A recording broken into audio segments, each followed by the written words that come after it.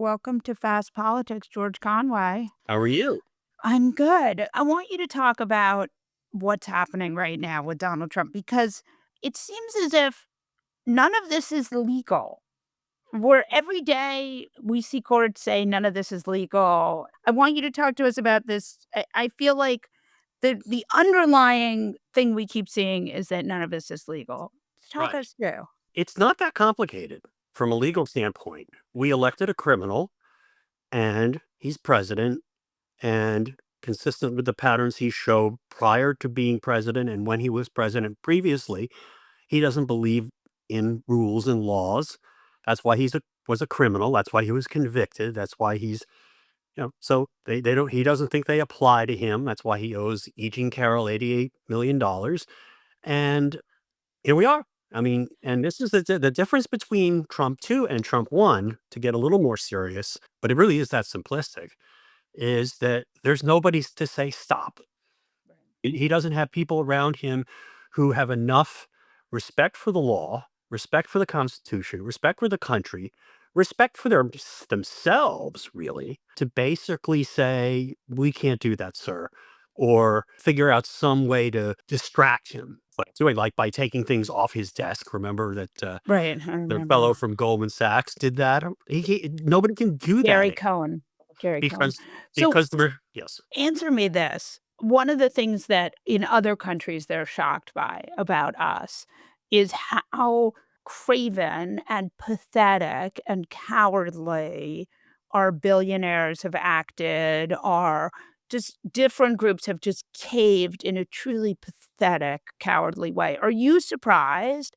And why have you not? Yes, if you had asked me 6 or 7 years ago, will I be surprised if this happens? I would have been surprised. I am really not that surprised anymore because I went through the first term of Trump thinking, "Oh, people sooner or later, people are just gonna say, 'Fuck this, I can't deal with this, enough.'" And I thought, actually, Republicans would do that, Republican senators, Republican members of Congress. And it turned out, no, people are very narrowly focused on their own interests, what Mm. benefits them at a given moment. And I don't mean that necessarily that because everybody's profiting off Though some the Trump people certainly administration. are. Well, yes, and some people we know, Yeah. and they Some profit people at we were this. married to. No comment there. But also people are acting in their own self-interest in the sense that they don't want trouble. They like their lives the way that it is. They go on their, they do their social media or they have their jobs.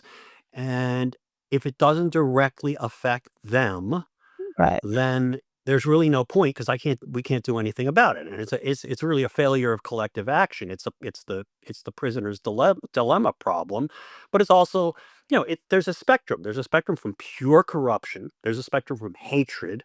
Okay, there's your Stephen Miller pathological Mhm. hatred to the people who are just trying to kind of make a name for themselves, the people who are grifting off the government, people who are Mhm. just afraid, Mhm. and but don't see any alternative but to just go along, people who just don't want to hear anything about it, and then there are the rest of us. And it's a spectrum of ranging from apathy to absolute, you know, Corruption. fascism and corruption. And that's where we are. We don't have the balance of people that it would take right now to stop it. Do you think there will be a time when the math will be such that there will be Republicans who say, "Really?" It's not going to be the Republicans. Right. They're not capable of it. The people who are Republicans or were Republicans who are speaking out and doing something are the ones that you see. Okay? We're here. They're a handful of us, but we're here. The rest of the people who have, if you have a semblance of a conscience, what most people have been doing from inside the Republican Party is just getting out of politics. See, Right. Paul Ryan, there are numerous examples, examples of pretty good people who just basically just quit. Now, I mean, Jeff Flake was sort of in the middle, for example, because he actually spoke out, but you know, he's just gone. He's gone and he's living some nice life somewhere, and you don't hear Right, much. And so many other people. And now Joni Ernst. I think right. part of the reason why she quit was not just because she said stupid shit. I think she actually has a conscience in there somewhere, and I think, and somebody put it to me the other day, it's like, I think the Hegseth thing took a lot out of her. The fact that she couldn't bring herself, she couldn't didn't feel she had the political power as a United States senator with an expertise On in the military, sexual and assault. sexual assault, so that she felt that she couldn't do what she knew was the right thing to do with Hegseth. I think that took a lot out of her. And Yeah, I think that it caused her to do something. I mean, she's a politically savvy woman, I think, but that whole bit with the "we're all gonna die," I yeah. think she was just I think she just lost her mojo because of the cognitive dissonance that Trump enforces on the right. So I don't think if we're gonna save ourselves, it isn't gonna be from the Republicans. But eventually, the calculus will be such, this is a question, not a statement, that people will decide it's better to get off the Trump train or no, never. They just ride it into the I don't know. wall. I mean, you would have thought the Germans would have figured that out long before May 1945, but they didn't. Right. Okay? And the problem is how much damage is going to be done before people reach that point? Or alternatively, I think he's going to blow himself up somehow, Yeah. one way or the No, other. clearly. And Yeah.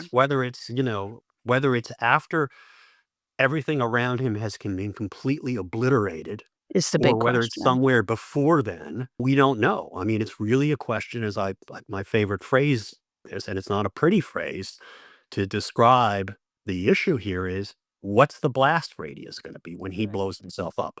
Right. And it could be the entire country. We're I think he's in clearly a very optimistic mood today.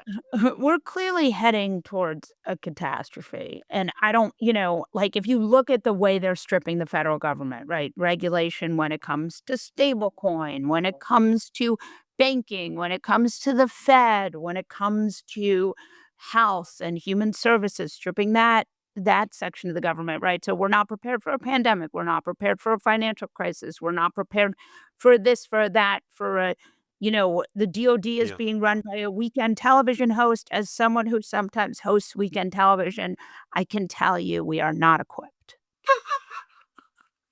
Okay. So But the yeah. question is, as you're watching this sort of marble run, where are you the most concerned? Well, I mean, I absolutely think the science stuff is very concerning. I think that, the whole the notion, and it doesn't even really make sense from Trump's individual standpoint, the notion that you put this when his probably his single most significant accomplishment in his first term was Operation Warp Speed. And he likes to talk about Yes. it only in private. And yet, Right. who does he have as his health secretary? Mr. Don't believe in experts brainworms, okay, who is basically gutting the national, medical establishment, and so, it's crazy, but on the other hand, if you look at it from a broader standpoint, that what a malignant narcissist like Donald Trump, who is surrounded by other malignant narcissists, what those characters are like, what those personality types are like, is that they ultimately seek destruction. They want to Yeah. control things, but they want to destroy everything that they can't control. And that includes things that benefit the public, including FEMA, Yeah. including NIH, and go down the list. It's just things that they feel are not within their control because those people are people who rely on facts and objective logic and reason and will express disagreement from time to time or very frequently with the government. I'm going to read you a quote from the Sunday shows. I want your hottest take. I gave up everything for this. I mean, my wife is struggling. I stare at these four walls all day in DC, by myself, divorced from my wife. Not divorced, I mean, but separated. It's hard. Do you know who that is? No. Dan Bongino I running don't the FBI. I don't know what to make of that. My take on Bongino has changed over the course of the last several months. I thought he was a crazy Yahoo, which he was and may still be. But I do think somewhere in there, and this was reflected in the way he dealt with, his position basically, and also specifically the Epstein files. I think he's another one of these people where there actually is a conscience in there. And I think he realizes that what's going on in the FBI isn't necessary. I'm projecting this onto him. Yeah, I think so. So it could be, I could be completely wrong, that he sees that maybe this isn't the best course for the FBI. This isn't what I signed up for long ago when I first became a law enforcement officer. And he knows what's in the Epstein stuff. And there's something in there that really, really, really bothered him about Yeah. something or somebody. Yeah. So that's what I think is going on. And then at the same time, after let's call it a stunt, but I don't mean that critically because he actually was doing something useful.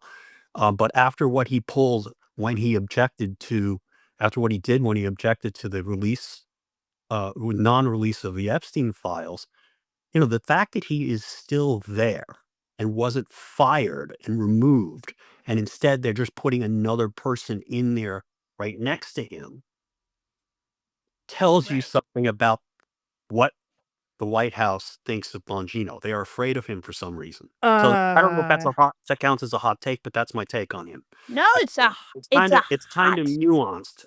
Actually, it's a hot take, and I is it? think more importantly, there's definitely I like to think it's a thoughtful take.